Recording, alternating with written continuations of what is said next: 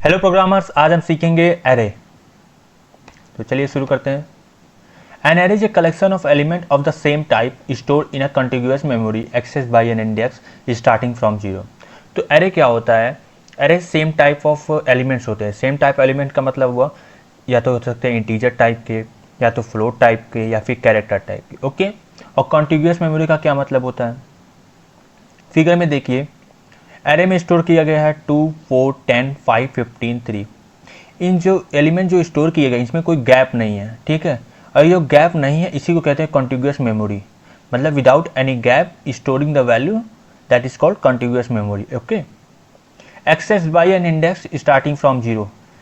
इसमें जो एलिमेंट्स होते हैं, अगर हमें इसे एक्सेस करना है तो इसको हम एक्सेस करते हैं जीरो से, ठीक है। जीरो से स्टार्टिंग करके जितने भी एलिमेंट्स होते हैं एन तक, वहाँ तक हम इसको एक्सेस करते हैं। ओके। चलिए इस फिगर को ध्यान से देखिए। ये फिगर है 6 एलिमेंट का कलेक्शन है एरे का। ओके। जिसमें है 2, 4, 10, 5, 15, 3। ये आपके एलिमेंट्स हैं, ठीक है। और अगर इसमें आप देखें तो इसको अगर हमें एक्सेस करना है तो हम एक्सेस कर सकते हैं 0, 1, 2, 3, 4, 5। इन नंबर्स के थ्रू हम इसको एक्सेस कर सकते हैं। अगर हमको एक्सेस करना है 5 को एक्सेस करना है तो हम 3 इंडेक्स का यूज़ करेंगे। अगर हमको 3 को एक्सेस करना है तो हम 5 इंडेक्स का यूज़ करेंगे। ओके।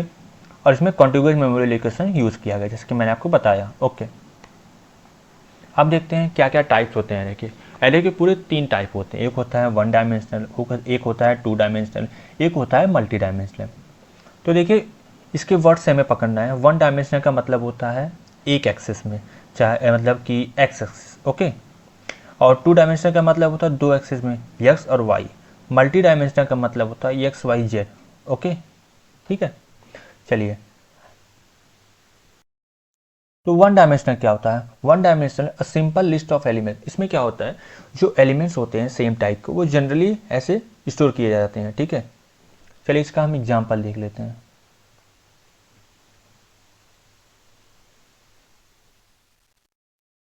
ओके। इसको हम कमेंट से हटाते हैं, जल्दी से हटा दे ताकि। चलिए, हो गया। इसको कर देते हैं जूम। ओके, ठीक है। यहाँ पे हमने एक एरे बना लिया है। एरे को बनाने से पहले हम देखते हैं इसका डेटा टाइप डिक्लेयर करते हैं कि कौन सा डेटा टाइप रहेगा। जैसे कि अगर हम इंटीजर टाइप के वैल्यूज़ को स्टोर करना चाहते हैं तो हम इंट लिखेंगे, फ्लोट टाइप का करना चाहते हैं फ्लोट लिखेंगे, डबल लिखेंगे, जैसे जैसे रिक्वायरमेंट होगी। अब देखते हैं ए आर आर क्या है। ए आर आर है हमारे एरे का नाम। ओके, ठीक है। और ये क्या है? ये है स्क्वायर ब्रैकेट में 5। 5 इंडिकेट कर रहा है कि हम 5 एलिमेंट्स को स्टोर करना चाहते हैं। हम जितने भी एलिमेंट को स्टोर करना चाहते हैं हम इसके अंदर लिख देते हैं, यहाँ पे 5, 10, 100 जितना भी, ठीक है। अब यहाँ देखिए, यहाँ पे हम एलिमेंट्स को लिखेंगे, ठीक है। जैसे कि हमने लिख दिया 10, 20, 30, 40, 50। इसके बाद हमने लगा दिया सेमीकोलन, ठीक है। ये हमारा एरे हो गया, डिक्लेयर भी हो गया और इनिशलाइज भी हो गया, ठीक है। अगर हम इस के एलिमेंट को हमें एक्सेस करना तो हम कैसे एक्सेस करेंगे? एक्सेस करने के लिए हम यूज़ करेंगे फॉर लूप का यूज़, ठीक है। यहाँ पे हमने फॉर लूप यूज़ किया, इनिशलाइज कर दिया i=0, i<5, i++। ओके। यहाँ से हम करेंगे इसके वैल्यूज़ को प्रिंट। ओके, देखिए यहाँ पर हम i लिख रहे हैं। i यहाँ पे इंडेक्स को इंडिकेट कर रहा है और A R are I square bracket में i उसकी वैल्यू को इंडिकेट कर रहा है। एक काम करते हैं, इसको हम रन कर देते हैं।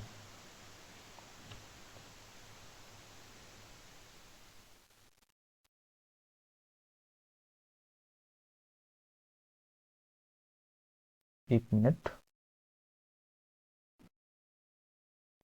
तो ये रहे आपके वैल्यूज़, ठीक है।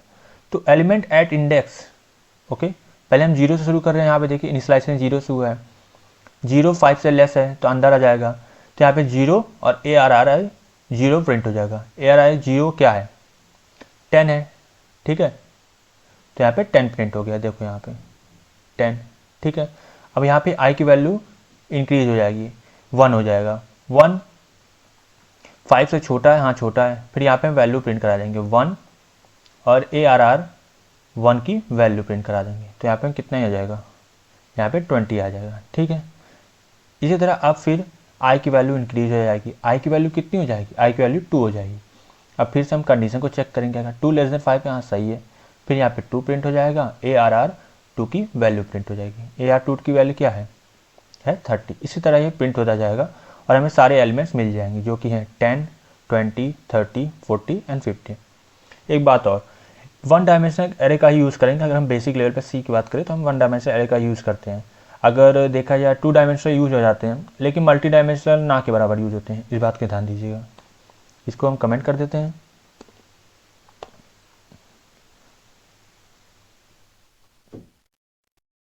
इसको कर देते हैं सेव। हम चलते हैं अपने 2 डायमेंशनल पे। 2 dimensional represent a matrix or table. ठीक है, रिप्रेजेंट अ मैट्रिक्स और टेबल।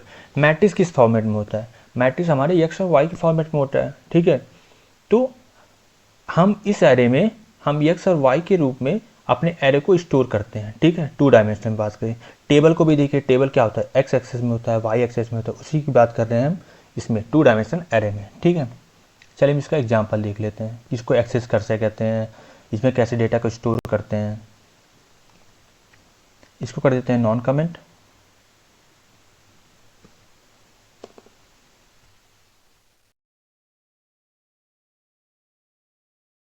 यहाँ देखिए, हमने इंटीजर टाइप के वैल्यूज़ को स्टोर करेंगे। ठीक है, यहाँ पे हमने नाम लिख दिया अपने एरे का। यहाँ पर जब भी 2 डायमेंशन लिखते हैं, यहाँ पे 2 स्क्वायर ब्रैकेट करके लिखते हैं। ये पहला वाला आपको एक्स को इंडिकेट करता है, ये दूसरा वाला आपका वाई को इंडिकेट करता है।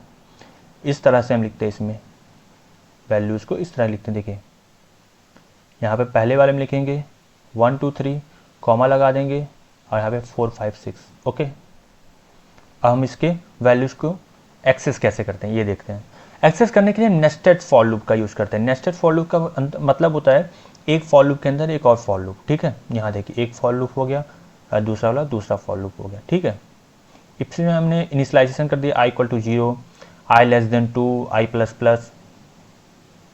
दूसरे वाले में j = 0, j <3 और j++। ओके, चलिए अब इसकी वैल्यूज़ को हम प्रिंट कराएंगे। ठीक है, नेस्टेड फॉर लूप क्या होता है, कैसे रन करता है, इस सब के बारे में बाद में बात करेंगे।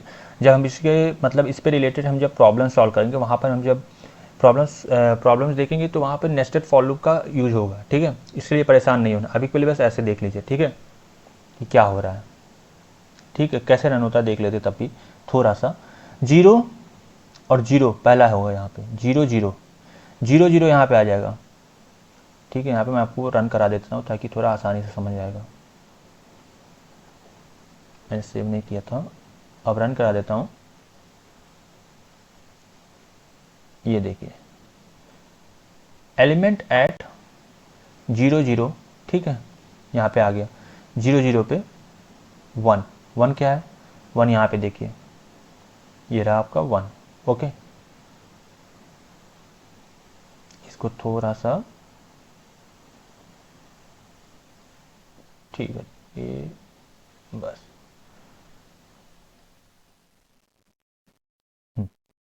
तो 0 0 पे आपका एरे 0 0 की वैल्यू हमें प्रिंट हो जाएगी, जो कि आपकी ये रही 1। ओके, इसी तरह 0 और 1। ओके, 0 1 के लिए देखते हैं। 0 1 के लिए क्या होगा, 2 2 कहाँ है, चलिए देखते हैं। 2 ये रहा। ठीक है, ये सीक्वेंस वाइज होता है, जो जो एलिमेंट होते हैं वो सीक्वेंस वाइज आपके वैल्यू प्रिंट हो जाते हैं। ठीक है, 0 1 पे आपका क्या आ जाएगा, 0 1 पे 2 आ जाएगा। अब फिर देखते हैं, ये जो लूप होता है 0 ना, 0 इसके कंडीशन के बिहाफ पे चलता है। ठीक है, और ये भी जो 0 है ये अपने कंडीशन के अकॉर्डिंग चलता है, j <3 पे। ठीक है, हम देखते हैं 0 और 2। ठीक है, यहाँ पे 2 हो जाएगा, j की वैल्यू बढ़ जाती है, 2 तक पहुँच जाती है। 0 और 2, 0 2 पर क्या होगा, अरे 0 2 की वैल्यू प्रिंट हो जाएगी। अरे 0 2 की वैल्यू क्या है, 3 है। यहाँ देखिए, यहाँ पे क्या है, 3 है। अब इसके बाद इसके वैल्यूज प्रिंट हो जाएंगे इसी तरह पे। फिर यहाँ पे जब 0 0 0 हो गया, अब इसकी वैल्यू इंक्रीज होकर 1 हो जाएगी। 1 होने के बाद यही चीज़ 1 के लिए होगा, 1 के लिए ऐसे ऐसे जे के फॉर्म में यूज होता रहेगा। फिर यहाँ पे हमें मिल जाएगा ये रहा ये देखिए 1 0 1 1 1 2, ठीक है। ये आपके सारे एलिमेंट्स प्रिंट हो गए, ठीक है। इस तरह होता है हमारा 2 dimensional array.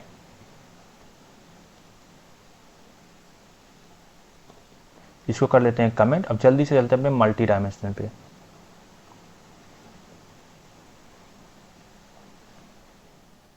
Multi dimensional more complex structure like 3D arrays, ठीक है। ये जो मल्टी डायमेंशनल एरे होता है ये ज़्यादा कॉम्प्लेक्स होता है कंपेयर टू 2 डायमेंशनल, क्योंकि हमें इसमें 3 डायमेंशनल से 2 से अधिक डायमेंशन तक हम अपने डेटा को स्टोर करते हैं। देखिए अभी 2 में किया एक्स वाई में स्टोर किया। इसमें क्या होता है एक्स वाई जेड और जेड से ज़्यादा भी कर सकते हैं। ओके चलिए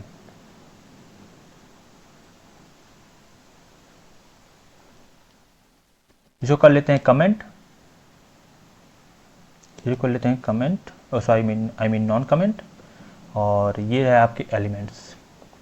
डेटा टाइप को देखा, एरे का नाम देखा, यहाँ पे यहाँ पे ये एक्स एक्सिस को, ये वाई एक्सिस को और ये जेड एक्सिस को। ये इतना ज़रूरी नहीं है, मतलब इतना यूज़ नहीं होता बेसिक लेवल की बात करें तो। आपको बस ऐसे देख लेना है ताकि एग्जाम में आए तो आप एक तरह से डेफिनेशन लिख सकें, इससे रिलेटेड एक एग्जाम्पल तो लिख ही सकें, ठीक है। ये रहा आपका एलिमेंट्स। यहाँ पर 1 2 3 4 5 6 ओके 7 8 9 10 11 12 ओके। अब यहाँ पे एक्सेस करने के लिए हम 3 फॉर लूप का यूज़ करेंगे। ओके ये रहा पहला, ये रहा दूसरा और ये रहा तीसरा, ठीक है। इसको कर लेते हैं सेव और रन करते हैं।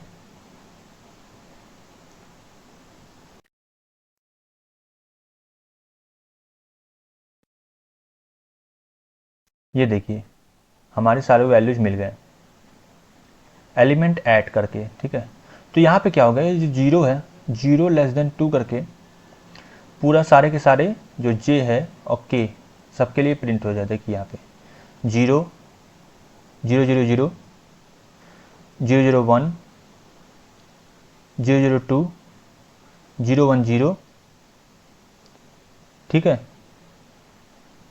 0 1 1 एंड 0 1 2, ठीक है। ये 0 है ये जे के लिए भी प्रिंट हो रहा है, के लिए भी प्रिंट हो रहा है। इस तरह 0 यहाँ पे 1 हो जाएगा, फिर 1 के लिए प्रिंट होगा, फिर 2 के लिए प्रिंट होगा, ठीक है। यहाँ पे देखिए 1 फिर 2 के लिए, हम सॉरी 2 अभी नहीं है क्योंकि हमारा 0 1 में ही काम हो जाएगा, ठीक है। तो यहाँ पे हमें वैल्यूज मिल गए, ठीक है। यही है आपका मल्टी डायमेंशनल एरे।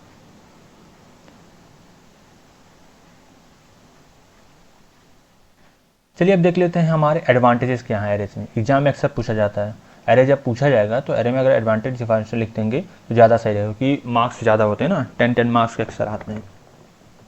देखिए efficient memory contiguous storage. Contiguous storage क्या होता है, मैंने आपको बताया कि बिना गैप के आपके मेमोरी में हमारे जो डेटा होते हैं स्टोर होते हैं, जिस कारण हमारी मेमोरी इफिशियंट होती है। इफिशियंट का मतलब हमारा लॉस नहीं होता इस सिचुएशन में, ठीक है। ईजी ट्रैवर्सल, ईजी ट्रैवर्सल का मतलब होता है कि हम इसमें एलिमेंट्स को ईजिली हम एक्सेस कर सकते हैं। जैसे कि अब यहाँ पे रहा 2 4 10 5 15 3, इसको हमने क्या किया, एक फॉर लूप लगाया, 0 से अपना एलिमेंट्स का लेस करके हमने चला दिया तो हमें ईजिली हमने एक्सेस कर लिया, ठीक है। रैंडम एक्सेस, रैंडम एक्सेस का मतलब होता है कि हम इसमें मान लीजिए हमको एक्सेस करना है टू एक मतलब लाइन से एक्सेस ना करते हुए हम सीधे 15 को एक्सेस कर सकते हैं। कैसे, उसके इंडेक्स की मदद से, ठीक है। यही होता है आपका रैंडम एक्सेस। कोड सिंप्लीफिकेशन का क्या मतलब होता है, कोड सिंप्लीफिकेशन का मतलब ये होता है कि देखिए आप इतनी सारे वैल्यूज़ है, इतनी सारे वैल्यूज़ को एक वेरिएबल में हमने स्टोर करके ईजिली हम चीज़ों को, इसमें जो वेरिएबल्स हैं मतलब आई मीन नंबर्स हैं, इसको हम ईजिली एक्सेस कर ले रहे हैं। इसी को कहते हैं कोड सिंप्लीफिकेशन, ओके। अब बात करते हैं डिसएडवांटेजेस के क्या होते हैं। डिसएडवांटेज में पहला आपका फिक्स साइज़। तो इसमें फिक्स साइज़ का मतलब ये होता है कि मान लीजिए हमने जब हम वेरिएबल मतलब एरे को डिक्लेयर करते हैं, एरे को डिक्लेयर करते हुए इसको साइज़ देते हैं कि हम 5 एलिमेंट करना चाहते हैं, हम 6 एलिमेंट करना चाहते हैं। एक बार हमने एलिमेंट का जो साइज़ है दे दिया, इसके बाद उसको हम चेंज नहीं कर सकते, ये हमारा डिसएडवांटेज है, ठीक है। दूसरा है इनसफिशिएंट इंसर्ट एंड डिलीट। ठीक है, इसमें इंसर्ट और डिलीट करना बहुत ही डिफ़िकल्ट होता है। अगर हमको करना है तो हमें शिफ्टिंग करनी पड़ेगी, शिफ्टिंग मैं आपको बाद में बताऊंगा। ठीक है, वेस्टेड मेमोरी। ठीक है, वेस्टेड मेमोरी का मतलब होता है कि अगर हमने 6 एलिमेंट के लिए हमने एरे को डिक्लेयर कर दिया, ठीक है, मतलब हम 6 एलिमेंट स्टोर करना चाहते हैं, लेकिन हमने क्या किया, सिर्फ 3 एलिमेंट को स्टोर किया, तो जो 3 एलिमेंट है उसके लिए जो मेमोरी रहेगा वो वेस्ट हो जाएगा। ठीक है, ठीक। अब बात करते हैं no bound checking. No bound checking का मतलब होता है कि इसमें जो एरे है, एरे मान लीजिए 5 एलिमेंट्स का है, 5 की जगह पे हम छठवें सतवें मतलब जो बाउंड है उसके बाउंडेड हो गई, बाउंड्री मिल गई ना, 5 एलिमेंट तक आप एक्सेस कर सकते हैं।